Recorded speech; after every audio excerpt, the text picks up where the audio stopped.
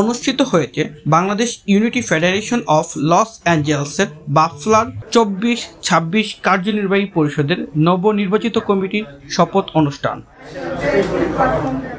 স্থানীয় সময় শুক্রবার বাফলার কেন্দ্রীয় কার্যালয় মিলনায়তনে সদ্য বিদায়ী কমিটির সাধারণ সম্পাদক মাহবুবুর রহমান শাহিনের সঞ্চালনায় অনুষ্ঠিত হয় শপথ অনুষ্ঠান। পবিত্র কুরআন থেকে তেলাওয়াতের পর সমবেত কণ্ঠে বাংলাদেশ ও যুক্তরাষ্ট্রের জাতীয় সঙ্গীত পরিবেশনের মধ্য দিয়ে শুরু হয় মূল আনুষ্ঠানিকতা। অনুষ্ঠানে শপথ গ্রহণ করেন নবনির্বাচিত কার্যনির্বাহী কমিটির সভাপতি রোশনি আলম, সহসভাপতি মোহাম্মদ আহসান, কার্যনির্বাহী কমিটির নির্বাহী পরিষদের সাধারণ সম্পাদক আঞ্জুমান আরা, অর্থ সম্পাদক মোহাম্মদ আশরাফ, সাংগঠনিক সম্পাদক রফিকুল হক, পাবলিক রিলেশন সম্পাদক মিজানুর কবির ও সংস্কৃতি বিষয় সম্পাদক সিদ্দিকুর রহমান। নির্বাচন কমিশনার হাবিব আহমেদ টিয়া এবং আনোয়ার হোসেন রানার সার্বিক তত্ত্বাবধানে নবনির্বাচিত কমিটির সদস্যদের শপথ বাক্য পাঠ করান প্রধান নির্বাচন কমিশনার ইঞ্জিনিয়ার মুর্শেদ হায়দার।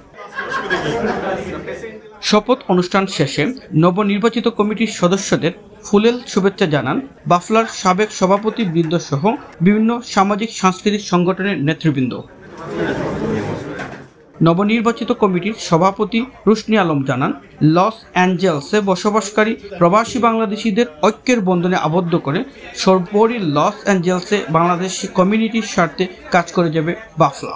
এবং আমাকে দেখে আমি চাই যে সব কমিউনিটির যারা ইন্টারেস্টেড বাফলাতে এসে কাজ করতে, বাফলাকে ভালোবাসতে, বাফলার শুধুমাত্র আমরা যে শুধু প্যারেড করি, আমাদের সিগনিফিকেন্ট একটা ইভেন্ট সেটা হচ্ছে প্যারেড।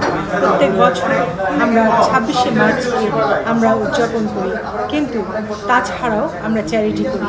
এটা আমাদের একটা সিগনিফিকেন্ট বাফলার জন্য।